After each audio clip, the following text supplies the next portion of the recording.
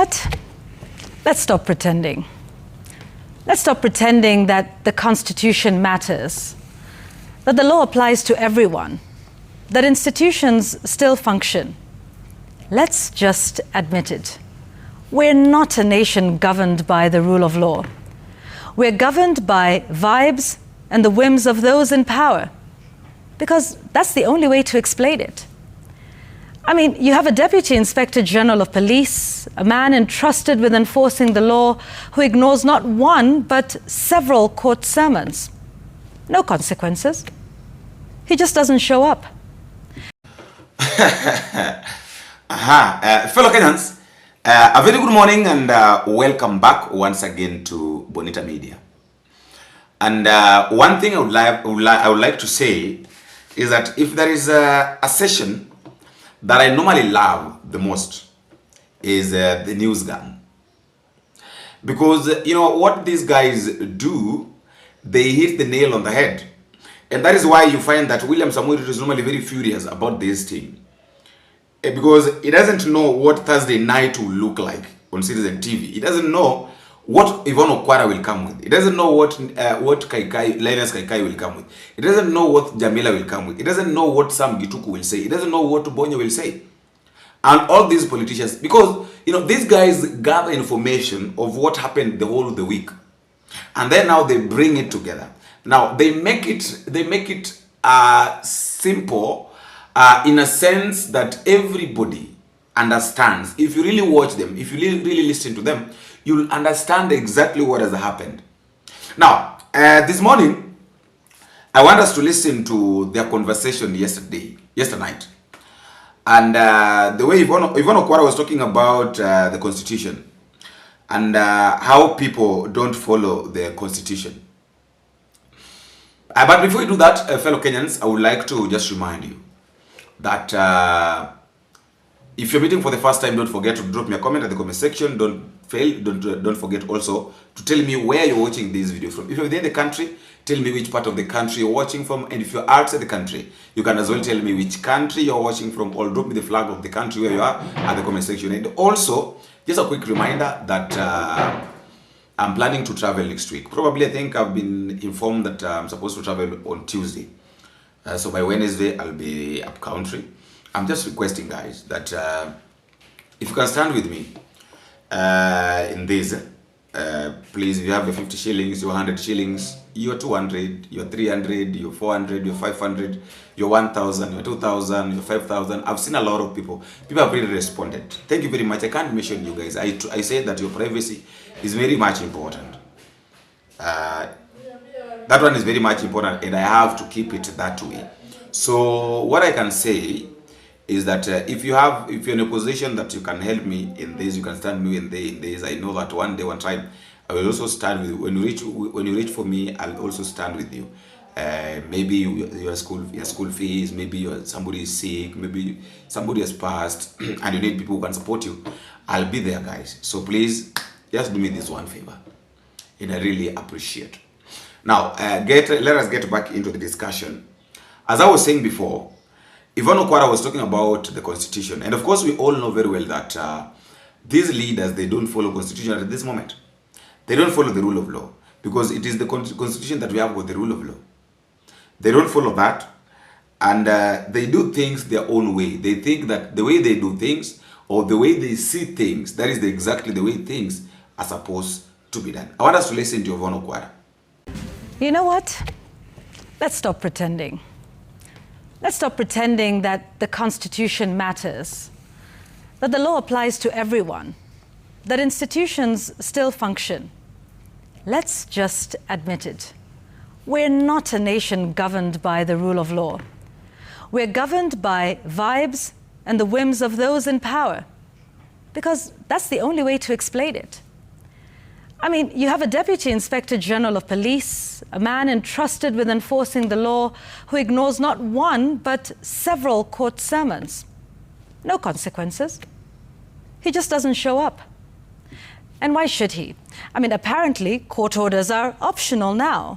It's like choosing between tea or coffee. Nice if you can afford it, totally fine if you can skip it.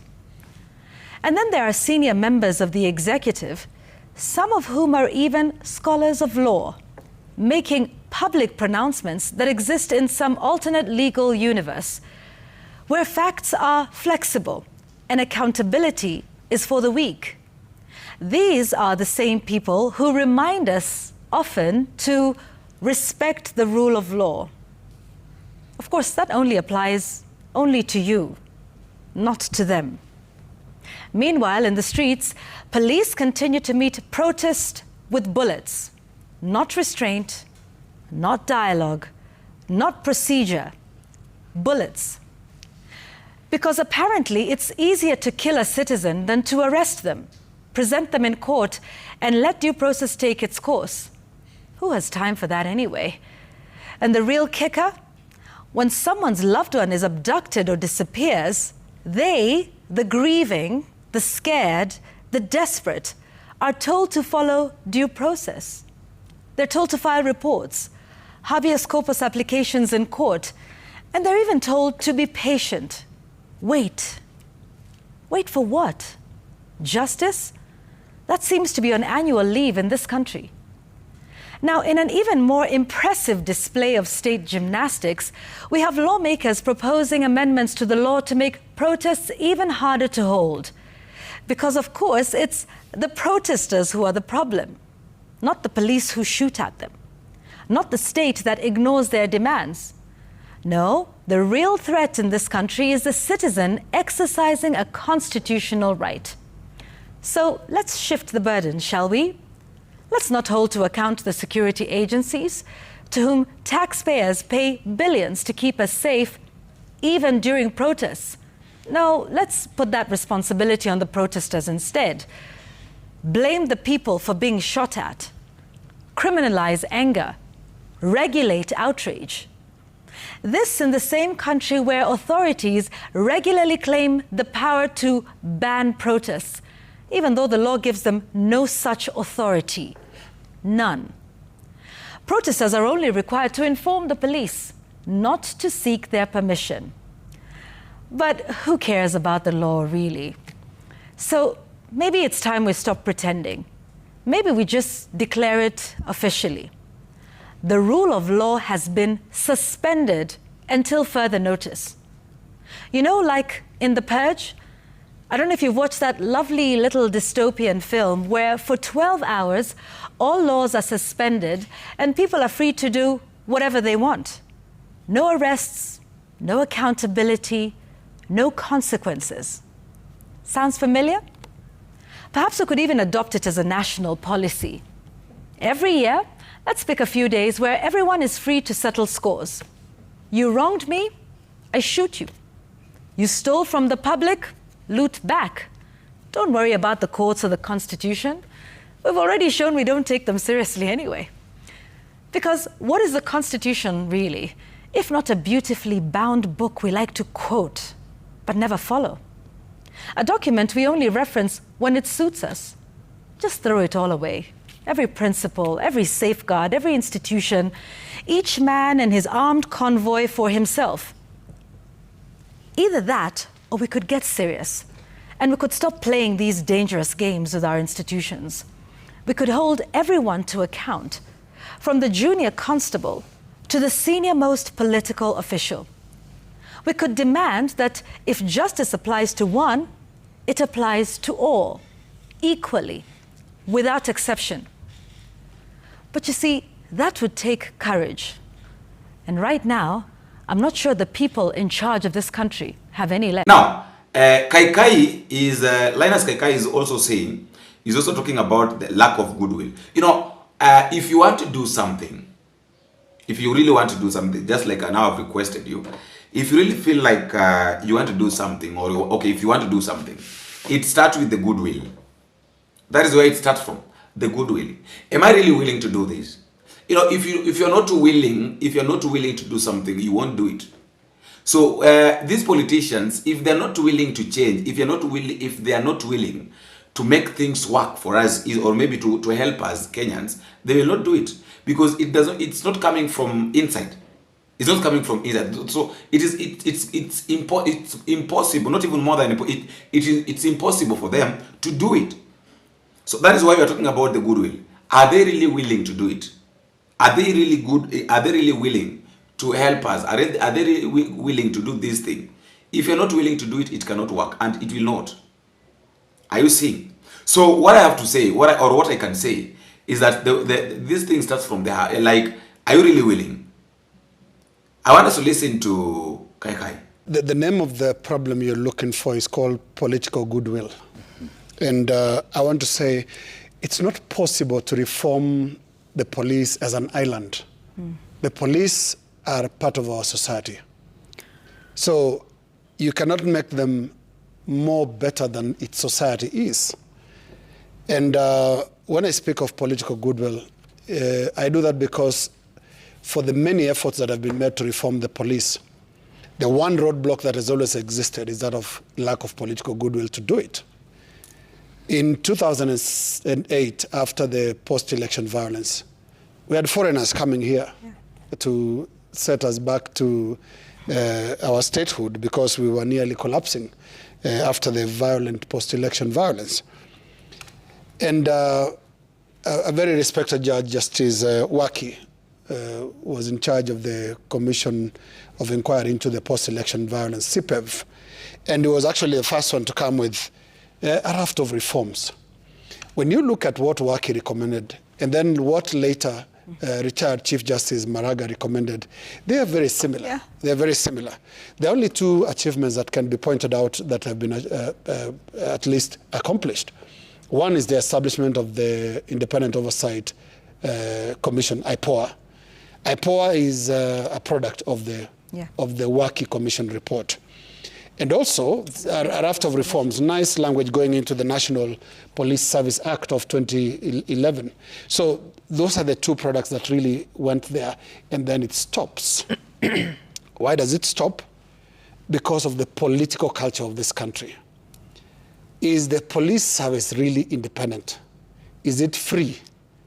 Is the Inspector General of Police free to make the decisions that he is supposed to make? Not long ago, we saw the Inspector General of Police popping out of a car roof, was it? To also speak in a political rally. Yeah. I want to submit that he spoke there as a hostage, not as a free man. A hostage of circumstances, that you are facing a lot of political pressure. That now you are in your village, you had better stand up and demonstrate that we gave you the job. That is the political problem that we are talking about. There are a lot of fine people in the police service who actually understand policing, who understand the place of rule of law and order, but who face very, very serious political obstacles. Look at, for example, management of public order. How free are the police to exercise their duties, their mandate? When goons are brought in and they are politically connected, how do you as a police officer deal with that? You'll be told, relax, work with those ones. We remember the protests of 2024 last year. It's a fact.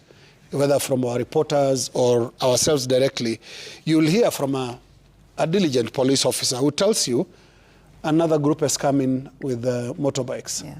And they are politically connected. This is a team deployed by the political side. These are the things that can't make reforms possible. So the police service is not an island. You cannot reform it without reforming our political culture first. I want to talk about political bias as well, which is a huge problem when it comes to how police are deployed to politics. Last week, you remember, was it last week, that retired Chief Justice Maraga took part in a protest. How did we react? We withdrew his police officers. With reforms. Yes. We're going for training, no? So we use policemen as political tools. Yeah. They're not even officers. You move them depending on your political feelings of the time. I mean, even media experiences that. There was a time in the previous administration, because of the story you are running, the administration policemen at the gate will disappear. Yeah. This is childish. It's really the attitude that can't allow the police to be free. So, before we demand reforms of the police, let's reform the culture around, the environment around which they operate. They can't be the saints. On my kicker tonight, events of the last few days, and indeed the last 1 year, must cause us Kenyans to ask hard questions and seek the answers, however difficult. Without a doubt, a situation of civil strife prevails in our country today. Oftentimes, we come just one word short of it: civil war. If government itself called the protest of last week an attempted coup, what should the regular man on the street dodging bullets call it? What about the 19 or so families that are today burying their dead just out of last week's protests? Fellow Kenyans, we need a way out. But we must first acknowledge we have a problem. Indeed, we have several problems.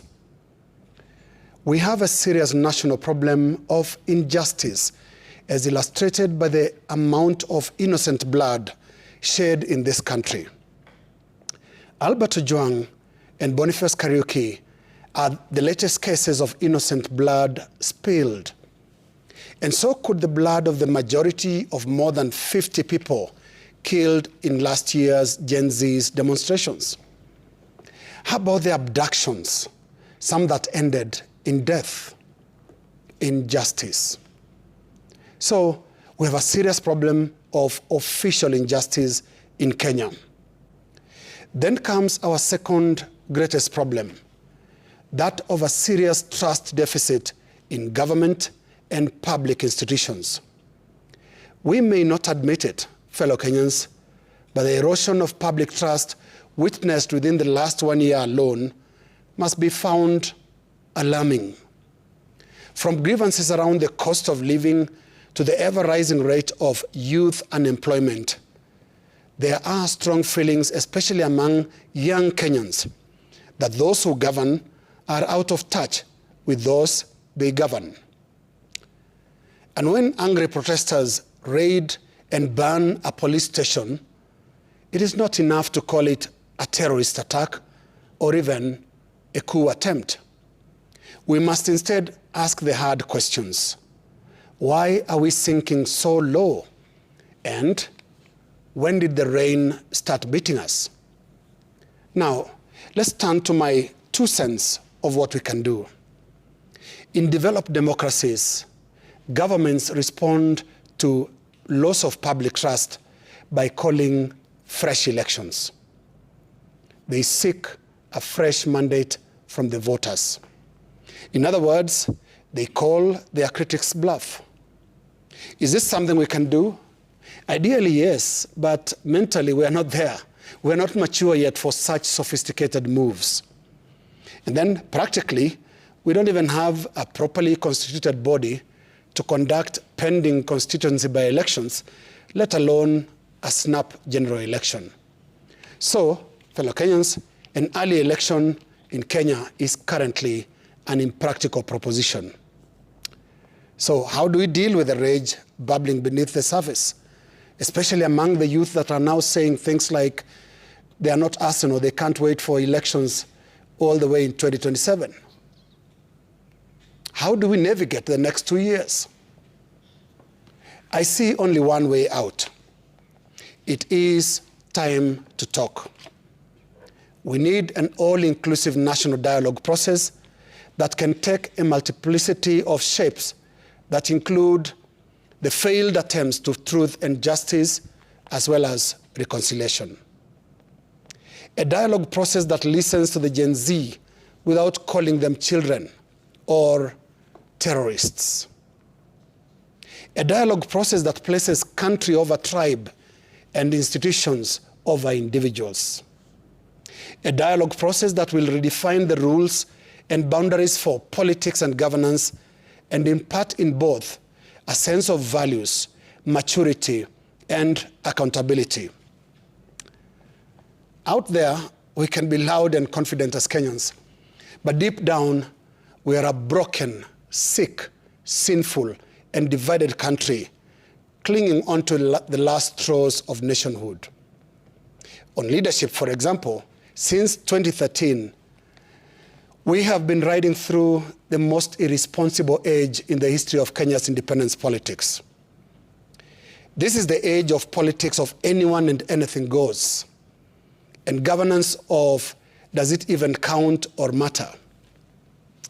When looking for the trigger to last year's sudden explosion of the Gen Z, the national dialogue that I propose should carry out a thorough assessment of our conduct of public affairs since 2013, in direct relation to our duty to country and posterity that includes leaving younger generations like the Gen Z and the Gen Alphas.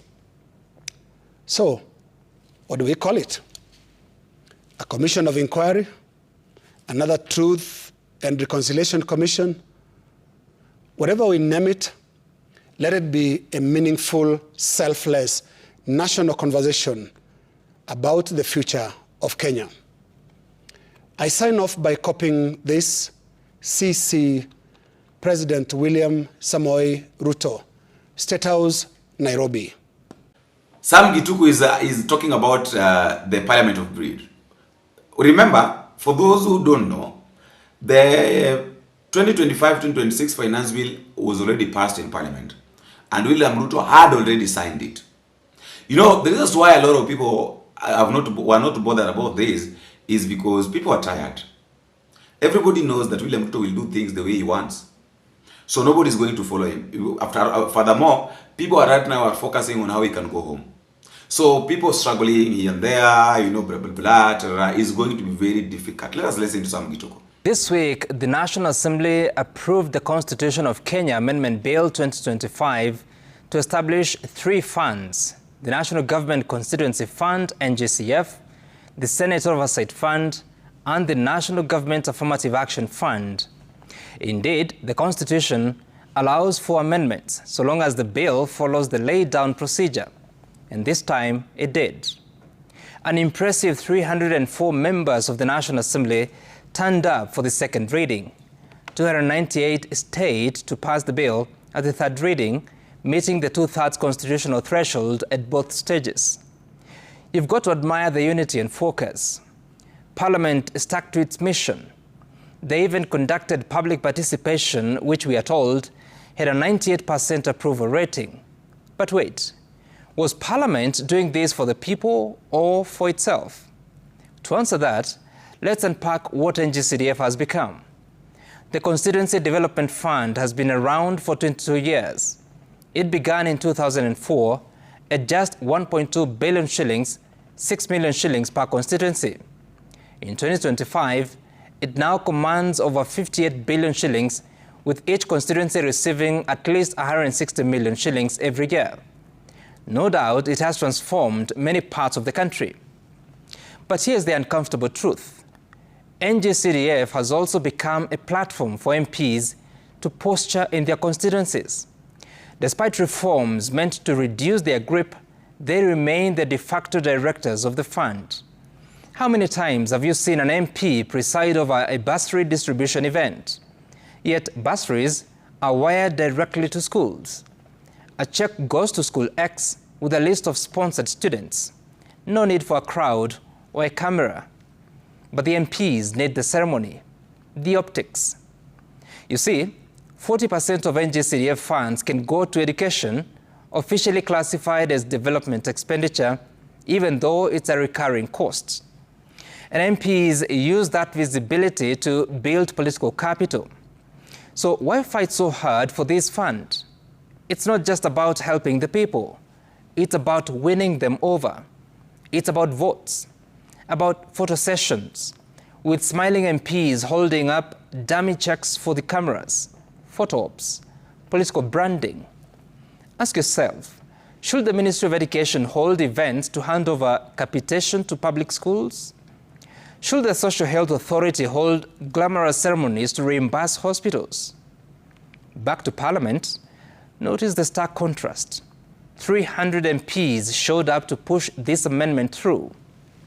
But where were they when the National Treasury CS presented the national budget, which also included 58 billion shillings for NGCDF? Selective attendance speaks volumes. Now, on top of NGCDF, MPs have proposed a Senate Oversight Fund. Some senators are already threatening to reject it. But let's pause and ask, why create a fund outside Parliament's current budget? In the 2025-2026 financial year, Parliament has been allocated over 47 billion shillings, which include money for the Senate. So why peg the Senate Oversight Fund on the national government share of revenue? What happens if the executive delays the money? Does that mean the Senate cannot do its job? Let's not forget the Constitution gives Parliament 3 roles: representation, legislation, and oversight. Executive, that's not one of them. Courts have ruled consistently that MPs should not be involved in executing government programs. Constituencies are not service delivery units. They are electoral units for choosing MPs and the president. And yet, Parliament often operates like a private club, more concerned with self-preservation than public service, inward-looking, when it should be outward-facing for the people. Passing a constitutional amendment just to legitimize handouts is not progress. Charity is noble, but distributing taxpayers' money isn't charity. MPs must focus on what truly matters to the people, not just what secures their re-election. Wednesday, June 25th, 2025, Kenyans poured into the streets, marching not in rebellion, but in remembrance. It was a protest to honor those who died on the same day 1 year ago, while demanding a fairer, freer country. 60 people died during the June 2024 protests. This year, more were killed on the very day set aside to remember the fallen. The total number of Kenyans who have now lost their lives during both these demonstrations stands at almost 80. Once again, the day ended not in peace, but in pain. Today we remember them by their names, because they are not mere statistics. By their names and not rioters. By their names and not strangers. By their names as sons, daughters, students, brothers, neighbors, Kenyans. The Kenya National Commission on Human Rights has confirmed the deaths of about 20 individuals during the protest. Again, this brings the total number of lives lost in protests over the past year to more than 80. I will now read their names aloud, not to stir anger, but to honor their memory and remind us all of the cost of ignoring the cries of a generation. These are the names of the protesters who died on June 25th, 2025. Samuel Kisesi from Machakos County, Matu. Dennis Njuguna Ngugi from Molo. William Musimi Mutevi from Matu. Ian Mwindi from Juja in Kiambu County. Brian Dungu from Olkalau in Nyandarua. Fred Wamale Wanyonyi, a guard at Stima Plaza in Nairobi. Garrison Mutisia from Emali in Makueni. Peter Makau, also from Emali. Ian Opango from Rongai. Kenneth Oma from Karatina. Joseph Ndonga from Nyeri Town. David Mwangi Karanja from Villa Imara in Nairobi. Teddy Dan Owino from Juja in Kiambu. Kevin Njau from Kikuyu. Sami Gitau from Mwihoko. Moses Mwangi Kabura from Nairobi. Abdul Juma Okelo from Pipeline, Nairobi.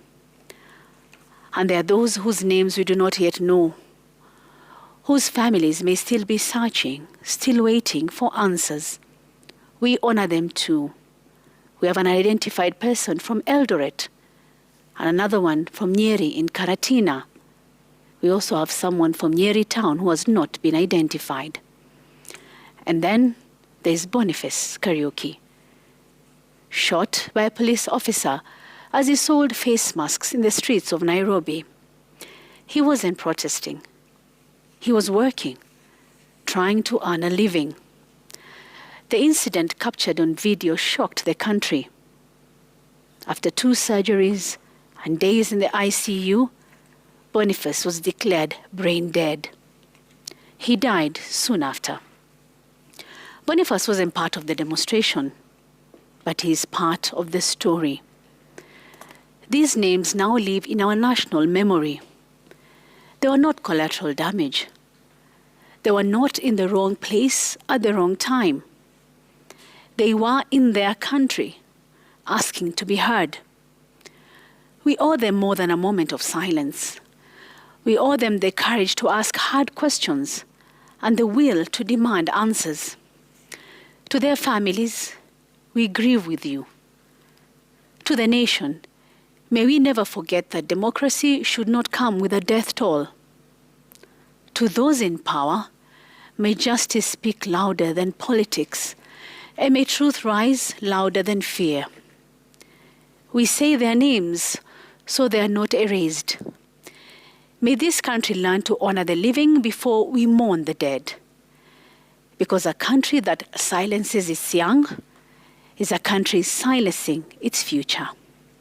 And that's my memo. Linus. These are interesting times. And I think a lot of Kenyans are watching the events with serious concentration, just to first of all understand whether the government and those in positions of responsibility, like Deputy President Kithure Kindiki, are correctly interpreting the events that we are witnessing. They talk of anarchists, they talk of certain people who are breaking the law. Yes, indeed, we saw horrible things on Wednesday last week in the manner of the fires in police stations, in the manner of fires in the streets, and violence that of different proportions around in some parts of the country. But I think those in positions of responsibility must take care to, first of all, make sure they conduct the correct diagnosis. I say this because in this country we have a history of trivializing moments like this and being narrow-minded in how we interpret it. And I want to illustrate this with the story of the attack on Mpeketoni, a terror attack that happened around June 2014, June 15th of 2014, when there was a terror attack in Mpeketoni. The next day, I think it was on the 17th of June, there was a press conference at the State House where President Uhuru Kenyatta said this was the work of local political networks. Right, yeah. What was he referring to? He was referring to the opposition at the time, led by Raila Odinga, which commanded quite a bit of the vote in the coast at the time. And he was also insinuating, the ethnic angle, knowing that at the time, the area that was attacked had a particular community. And so most of the victims were from a particular community. So we have in government a culture that tends to lose sight of the big picture. Because that press conference was totally trashed days, or is it weeks later, when the terror organization Al-Shabaab claimed responsibility. Not just claimed, but they released a blow-by-blow, terrible, horrible video to watch. If you got time to watch that video by Al-Shabaab on the Mpeketoni attack. We didn't see local networks. We saw a foreign entity, a terror organization, causing terror in Lamu. So, many years later, I think after 10 years of the attack on Mpeketoni, this happens, and we have the Interior Cabinet Secretary saying this is a coup attempt. Now, a coup attempt is something really grave.